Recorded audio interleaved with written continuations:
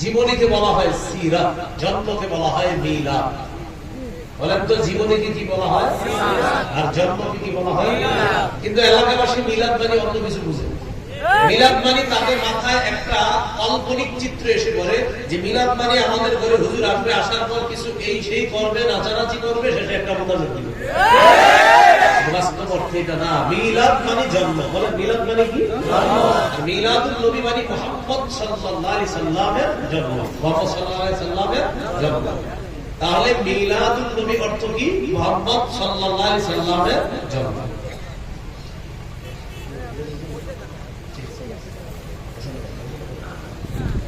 মিলাদ আর মিলাদুন নবী অর্থ মুহাম্মদ সাল্লাল্লাহু আলাইহি সাল্লামের জন্ম।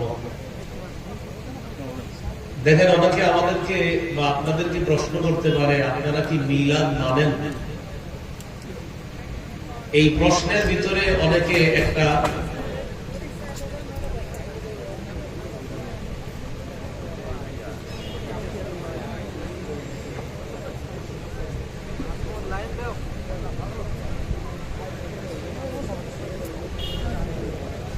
রাসূলুল্লাহ সাল্লাল্লাহু আলাইহি ওয়াসাল্লামের জন্মকে বলা হয় মিলাদ।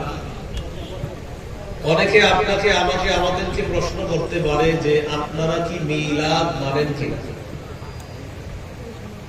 এই প্রশ্নের ভিতরে অনেকে একটা প্রতারণা করার সুযোগ খোঁজে। আপনি যদি ডাইরেক্ট বলেন মিলাদ মানি, এটা বলার পরে উনি আরেকজনে বলবে দেখছে তোমাকে মিলাদ মানি। এই মিলাদ মানে বুঝছেন উনি কি বুঝাইছে? উনি বুঝাইছে হলো মিলাদ মানে হলো আপনার ঘরে গিয়ে কিছু এই সেই করবো, শেষে একটা মুনাজাত দিব, এটা মানেন কি? সেটা বুঝাইছে।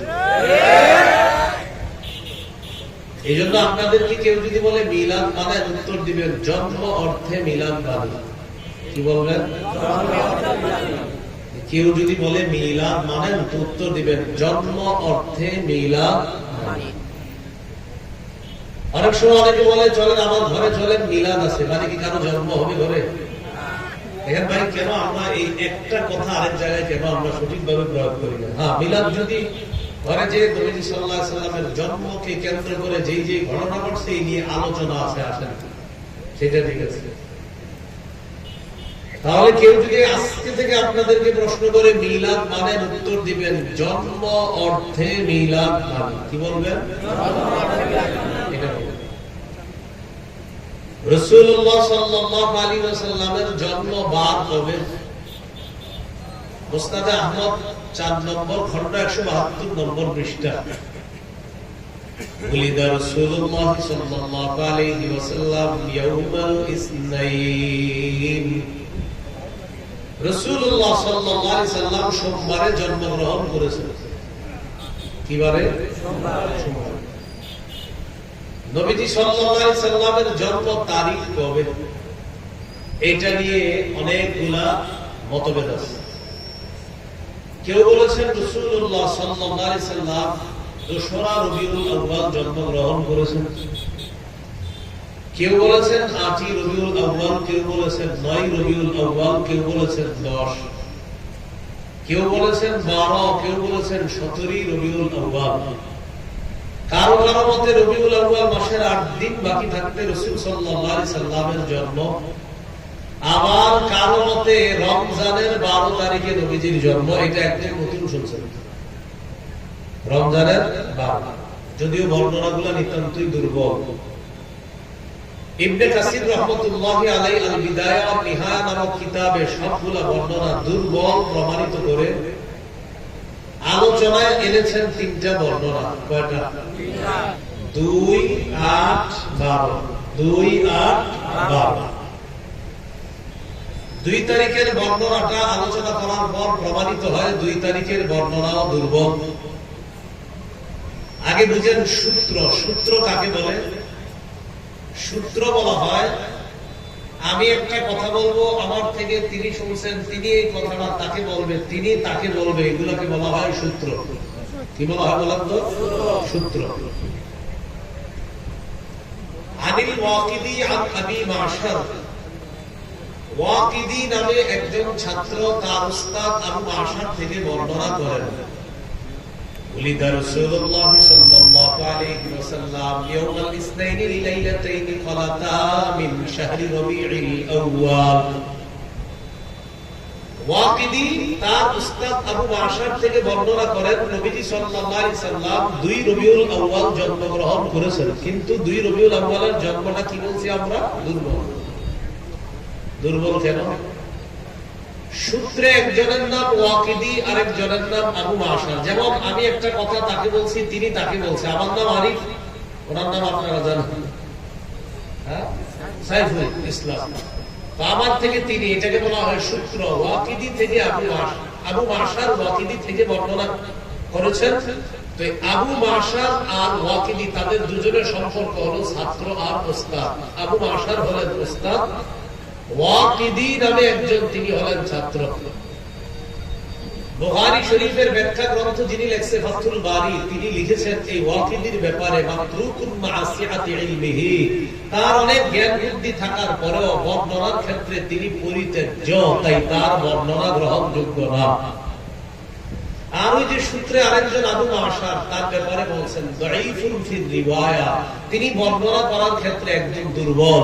তাহলে বলেন তো, ছাত্র ওস্তাদ, ছাত্র হলেন পরিত্যাজ্য, ওস্তাদ হলেন দুর্বল, তাই 2 রবিউল আউয়ালের বর্ণনাটি দুর্বল। রইল 8 এবং 12।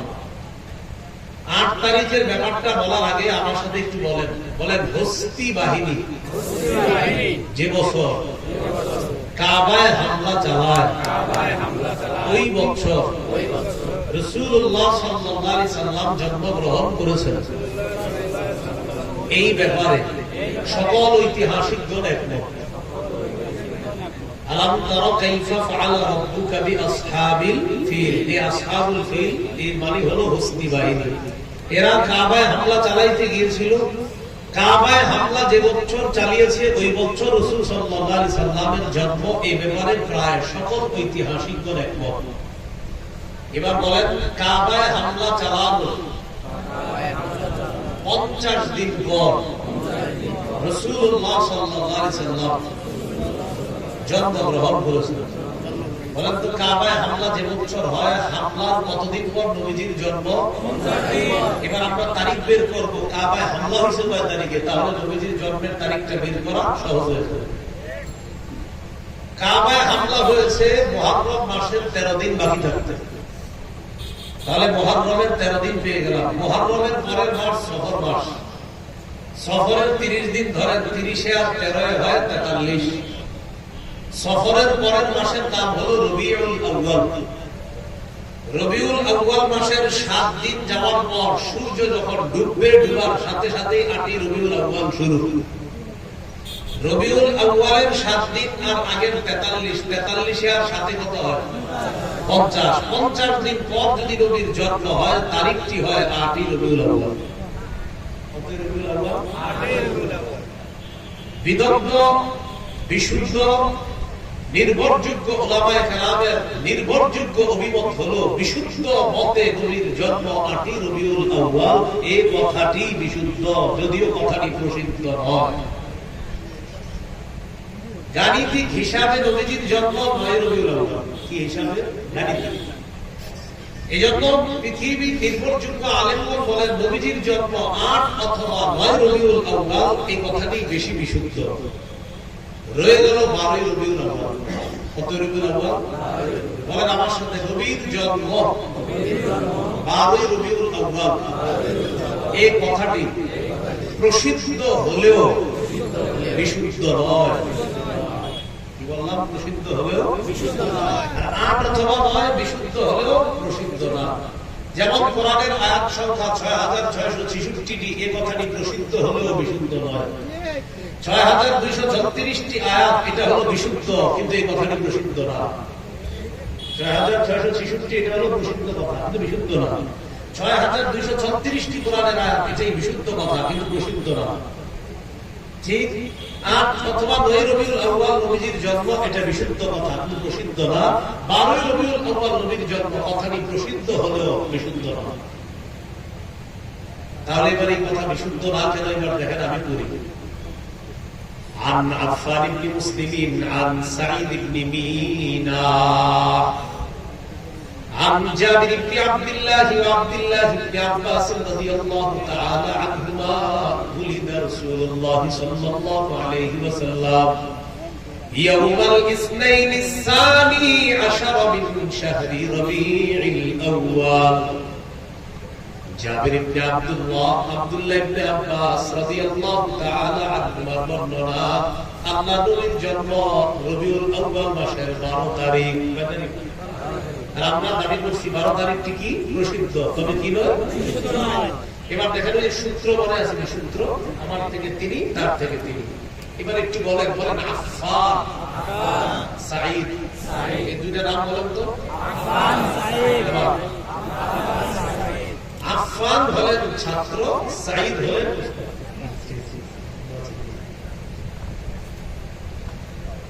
আফফান হলেন ছাত্র, সাঈদ হলেন কি উস্তাদ। এটা একটা মন দিয়ে শুনতে হবে, সবাই দিয়ে থাকা, তাহলে পরবর্তীতে আপনাদের সাথে কেউ ঝগড়া করতে পারবে না ইনশাআল্লাহ। হাদিসের সূত্রের মধ্যে যিনি ছাত্র তার নাম আফফান, উস্তাদের নাম সাঈদ। শুধু এটুকু মনে রাখেন, 12 রবিউল আউয়াল যারা বর্ণনা করছে ছাত্রের নাম কি আফফান, উস্তাদের নাম সাঈদ। ছাত্রের নাম উস্তাদের নাম সাঈদ। মজার ব্যাপার হলো হাদিস বর্ণনার ক্ষেত্রে আফফান যিনি তিনিও নির্ভরযোগ্য, সাঈদ যিনি তিনিও নির্ভরযোগ্য। আপনাদের মাথায়, সাধারণ মানুষের মাথায় প্রশ্ন আসবে, সূত্রে যদি ছাত্র নির্ভরযোগ্য হয়, উস্তাদও যদি নির্ভরযোগ্য হয়, তাহলে বর্ণনা কেন নির্ভরযোগ্য নয়? ছাত্র নির্ভরযোগ্য, উস্তাদও নির্ভরযোগ্য, তো তাদের বর্ণনা কেন নির্ভরযোগ্য না? তাহলে ওলামা ছাড়া অন্য যারা আছেন ওলামায়ে কেরাম তো বুঝে ফেলছে সহজে। অন্যরা বলেন ছাত্রের নাম কি উস্তাদের নাম সাঈদ। এবার আমি বললে আপনারা সহজে বুঝবেন, আমি 2-3 বার বলবো, কিন্তু আমি বলবো না পুরোটা, দেখি আপনারা 2-3 বার বললে মেধায় বুঝে ফেলেন কিনা। ছাত্রের নাম আফফান। আফফানের জন্ম 134 হিজরিতে। বলেন আফফান ছাত্রের জন্ম কত হিজরিতে? উস্তাদের নাম সাঈদ। এই উস্তাদের মৃত্যু 110 হিজরিতে।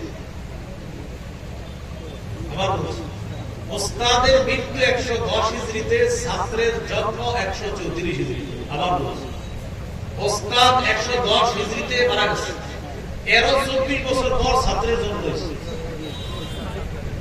কি বলছেন? এর মানে তারা দুইজন ছাত্র উস্তাদ। তাহলে কি শিখলাম? দুজনেই নির্ভরযোগ্য। মজার ব্যাপার হলো ছাত্র আফফান তার জন্ম 134 হিজরিতে, উস্তাদ সাঈদ তার মৃত্যু 110 হিজরিতে। মাঝে ব্যবধান হলো 24। এই যে মাঝে ব্যবধান হলো, এটাকে বলা হয় বিচ্ছিন্নতা। বলেন কি বলা হয়? সূত্রের মধ্যে বিচ্ছিন্নতা থাকলে এটাকে বলা হয় ইনকিতা।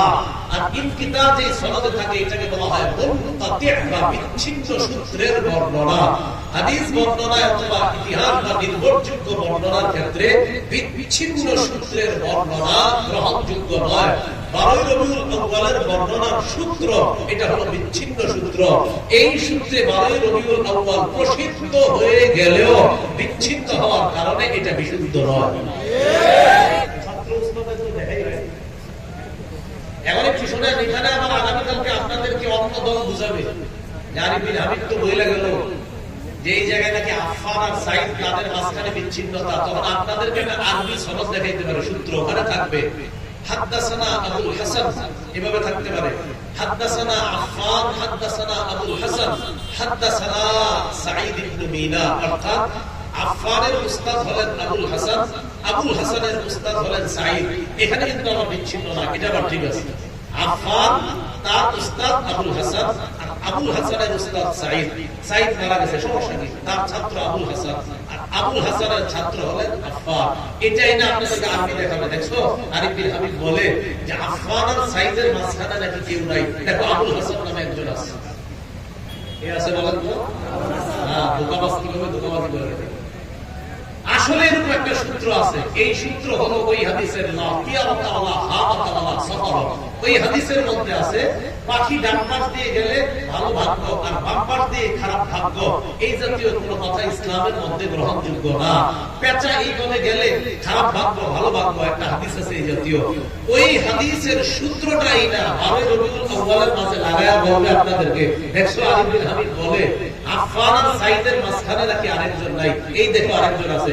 আপনি বলবেন ভাইয়া এটা কিন্তু এই হাদিসের সূত্র না, এটা হলো যে পেশা, যে হাদিসে নবীজি পেশার কথা বলছে, যে হাদিসে বলছে পাখি ডান পাশে গেলে ভালো লক্ষণ আর বাম পাশে গেলে খারাপ লক্ষণ, এগুলা ইসলামের মধ্যে নাই। এটা হলো ওই হাদিসের সূত্র, সেখানের সূত্রে এখানে আনা, এটাকে চুরি বলা হয়।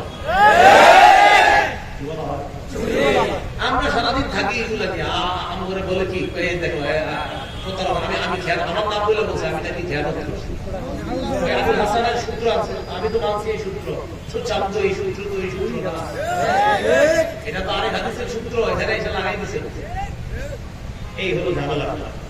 তাহলে আমরা উভয় সূত্রটাই মানি, কিন্তু এক সূত্রে হলো ছাত্র ওস্তাদি না তারা, আরেক সূত্র যেটা বলে ওটাও মানি, কিন্তু এটা এই হাদিসের সূত্র না, এটা আরেক হাদিসের সূত্র।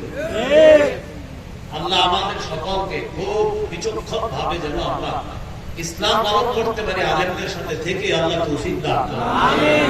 তাহলে বলেন তো 8 এবং 9 এই কথা কি বিশুদ্ধ, তবে কি নয় প্রসিদ্ধ নয়। 12 রবিউল আউয়াল প্রসিদ্ধ, তবে কি নয়। কেন? ওই সূত্রে উস্তাদ আর ছাত্র তাদের মাঝে কি হয় নাই, দেখা সাক্ষাৎ। কেউ যদি আয়েশা মাঝখানে আরেকজন ঢুকায়া বলে এই যে দেখেন আরেকজন মাঝখানে আছে, জবাব কি এটা এই হাদিসের সূত্র না আরেক হাদিসের সূত্র?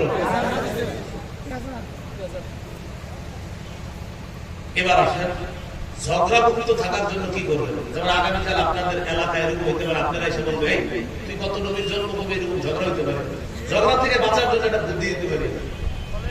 রাসূলুল্লাহ সাল্লাল্লাহু আলাইহি সাল্লাম বলেন আনা যাইমুন বিবাইতিন ফি রামাজিল জান্নাহ লিমান তারাকাল মিরাআ, যে ব্যক্তি ঝগড়া ত্যাগ করে আমি তার জন্য জান্নাতের মাঝখানে একটা ঘরের জিম্মাদার নিয়ে নিলাম। সুবহানাল্লাহ। কেউ যদি ঝগড়া করতে চায় তার সাথে আপনি বাঁচবেন কিভাবে, এটা পদ্ধতি আমি শিখিয়ে দিই। আমার আপনারা জিজ্ঞাসা করেন যে নবীর জন্ম কবে, জিজ্ঞাসা করেন। এবার আমি ঝগড়া করতে চাই না, এই জন্য উত্তরটা দিই। দেখেন 8 থেকে 12 রবিউল আউয়ালের মাঝে যে কোনো একদিন, 8 রবিউল আউয়াল থেকে 12 রবিউল আউয়ালের মাঝে যে কোনো, হ্যাঁ বলবে তাহলে 8, আমি বলবো না 8 হইতো না, তাহলে 9 আমি বলবো না 9 হইতো না, আমাকে 10 যে বলছে অনেকে, 10 হইতে পারে, সমস্যা নেই। হ্যাঁ চাইতেছে 12, তো 12 এটাও তো আছে বলবো। তো তুমি কোনটা? আপনি বললেন কিন্তু বললামই 8 থেকে 12। মানে চাইবে আপনাকে খুঁজবে চাইবে, যদি দেখেন যে আলাদা এটা না ঝগড়া দিও, তো বলবেন ভাই 8 থেকে 12। এ বলবে আরে কোনটা? আপনি 8 থেকে 12 বারবার শুধু এটা বলবে। আর যদি এটা শিখতে আছে তখন বলবেন 8 এবং 9 এটা হলো বিশুদ্ধ, 12 এটা হলো প্রসিদ্ধ। আর যদি যখন ঝগড়ার সম্ভাবনা তখন খালি বলবেন 8 থেকে 12, 8 থেকে 12। তাহলে আর ঝগড়া হবে। এই হলো মিলাদুন নবী। রাসূল সাল্লাল্লাহু আলাইহি সাল্লামের জন্ম রয়ে গেল ঈদে মিলাদুন নবী। অর্থাৎ মিলাদুন নবী বা রাসূল সাল্লাল্লাহু আলাইহি সাল্লামের জন্মকে কেন্দ্র করে উৎসব পালন করা। এবার আপনারা একটা শব্দ মনে রাখবেন, বলেন ঈদ। মানে আনন্দ।